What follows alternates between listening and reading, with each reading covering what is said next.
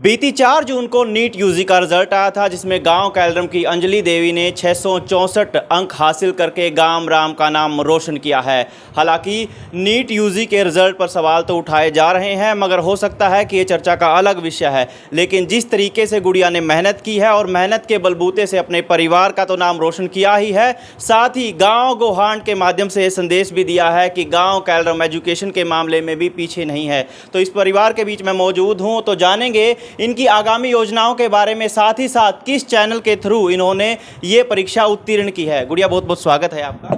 Thank you sir. मेरा नाम अंजलि शर्मा है। मैं कैलरम गांव की रहने वाली हूँ और इस साल नीट 2024 के एग्ज़ाम में मैंने 664 अंक प्राप्त किए हैं।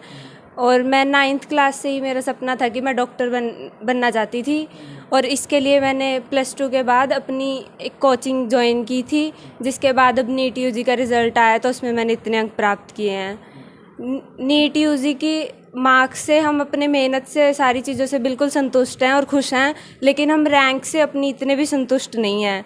हमें पता है कि हमारी रैंक इतनी भी अच्छी नहीं आई है, लेकिन हाँ, ये एक एनटीए की गलती हुई है। एनटीए ने बहुत सारे बच्चों के साथ धोखा किया है, हम उस चीज़ को लेकर नहीं कह रहे, लेकिन हाँ, मैंने मेहनत की थी और मैंने अपनी मेहनत के पूरे अंक प्राप्त किए हैं। इस बात से मैं बिल्कुल खुश हूँ। कहाँ से तैयारी की थी अंजलि आपने? मैंने चंडीगढ़ से तैयारी की थी, एलन कोचिंग से। एलन को ज्वाइन किया था 1 साल पहले। मैंने अपनी +2 पास की थी और फिर मैंने ड्रॉप ईयर में एलन चंडीगढ़ से कोचिंग ली थी। कई बार सपना बुनाता है बच्चा अंजलि, तो आपने किसको देख के अपना ये सपना बनाया था? मैंने ऐसे किसी को देख के अपना सपना नहीं बनाया, वो तो हम स्कूल में देखते थे सारी चीज़ों को, कि ऐसे बच्चे बहुत ज़्यादा हमारे गाँव को भी देखते थे कि यहाँ पे बहुत ज़्यादा ऐसे नहीं है कि हम बड़े सपने देखें, बाहर जाएं, बहुत कुछ बड़े पेपर पास करें वगैरह। लेकिन हमें ऐसा लगता था कि अगर हम करेंगे तो हमारे मम्मी पापा का भी नाम रोशन होगा, सबको खुशियाँ होगी। तो बस उसी के लिए मैं बनना चाहती थी डॉक्टर। 8th क्लास से ही मैंने ये चीज़ें सोच ली थी।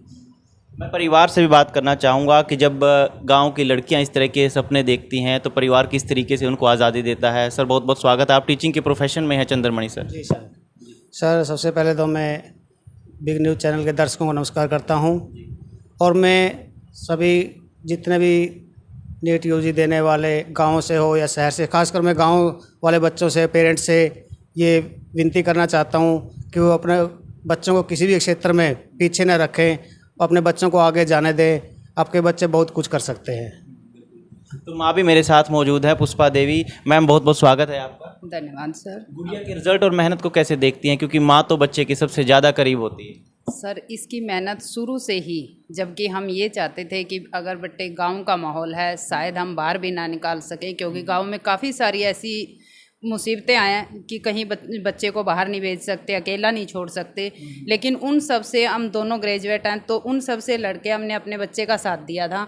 और बच्चे की मेहनत को देखकर, इसकी लगन को देखकर, क्योंकि ये बहुत अच्छी है, पढ़ने में बहुत लगन से काम करती है, तो उस बेस पर इसका रिज़ल्ट भी बहुत अच्छा आया था।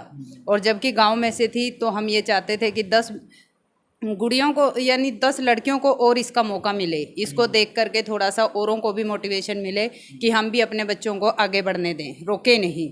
लेकिन वही बात होगी, अब एनटीए ने जो रिजल्ट पे आगे बैन लगाया है, जो उसने किया है, उसकी वजह से मेहनत वाले बच्चों का तो बहुत ज़्यादा लॉस होगा। अगर रीनीट होता है तब भी इनका लॉस है, अगर ऐसे ही कोई कार्रवाई होती है तब भी इनका लॉस है, क्योंकि 664 पे जो रैंक इनका आना था वो नहीं आया है, और उस रैंक के आधार पे इन्हें बहुत अच्छा कॉलेज मिल सकता था। लेकिन अब वही बात है कि अभी तो सभी का हालात बहुत ख़राब कर दिया एनटीए। तो सर, इसलिए हमारी गुड़िया की मेहनत तो हमें प्रॉपरली स्वीकार्य है, क्योंकि इसने बहुत ज़्यादा मेहनत की है, जबकि हमारी उम्मीद से भी आगे निकल करके। देखो, ये तो हर चीज़ का एक सकारात्मक और नकारात्मक पहलू तो ज़रूर होता है, लेकिन फिलहाल गुड़िया की मेहनत को सैल्यूट है। परिवार में कौन कौन है अंजलि, और मैं चाहूँगा परिवार का योगदान कितना रहा आपकी पढ़ाई में? परिवार में मम्मी पापा, दादी जी, मेरे छोटा भाई और छोटी बहन है। और सबसे ज़्यादा तो मेरी मेहनत तो थी ही, सबसे ज़्यादा तो मेरी इस खुशी में मेरा परिवार का ही सहयोग है। इन्होंने हर टाइम पे मुझे सपोर्ट किया, कभी मुझे किसी चीज़ के लिए ना नहीं की। जब मैंने खुद से पापा को ये बोला था कि मुझे मेडिकल लाइन में जाना है, तो उन्होंने मुझे बिल्कुल कहा कि हाँ आप जा सकते हैं, आपको जैसे भी आगे करना है।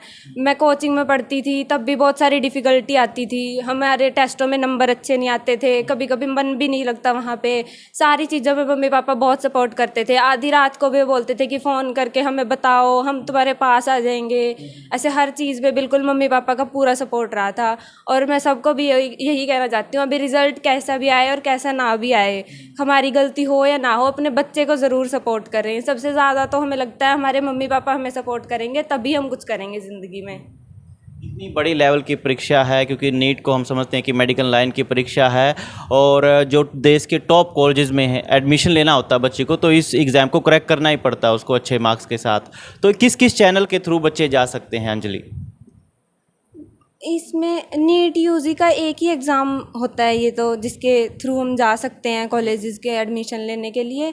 और ये ऑल ओवर इंडिया एक ही उसमें है, अलग अलग सारे कॉलेजेस में जिस भी आपको एडमिशन चाहिए, इनफैक्ट MBBS ही नहीं, BAMS BDS उनके लिए एडमिशन भी आपको इसी पेपर के थ्रू ही मिलता है। सिर्फ एक ये ऑल ओवर पेपर होता है जिसके थ्रू आप जा सकते हैं इसके मेडिकल। आगे आपका फेवरेट कॉलेज कोई आपको ये हो कि वहाँ एडमिशन होना चाहिए मेरा? अभी तो वही बात है, हमने तो अपनी तरफ से बहुत सोचा था कि हमारी रैंक बहुत अच्छी आएगी तो उसके मुताबिक हमें अच्छा कॉलेज मिलेगा, हमें एटलीस्ट बाहर नहीं तो हरियाणा के टॉप कॉलेजेस में एडमिशन मिलेगा।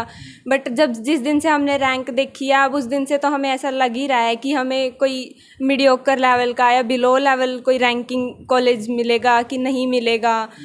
तो उन सारी चीज़ों से अफेक्ट तो बहुत हुआ है, और बहुत बच्चों का तो ऐसा भी हो गया है कि उन्हें तो अब कॉलेज मिल ही नहीं रहा है अगर उनकी रैंकिंग देखी जाए तो अभी तो ड्रीम कॉलेज का तो किसी का कोई सपना रहा ही नहीं है मुझे लगता है ये सब देखने के बाद। लेकिन हाँ, हमने अपनी मेहनत की थी, उसके मुताबिक हमने सोचा ज़रूर था कि हम कर लेंगे, हम अच्छा कॉलेज डिज़र्व करते हैं, तो NTA को इस बात की सुनवाई करनी चाहिए सभी को। चलिए, उम्मीद करते हैं कि भविष्य में सब अच्छा हो, क्योंकि ये जो चीज़ें हैं भविष्य की आशंकाओं पर निर्भर है, भविष्य के गर्भ में है।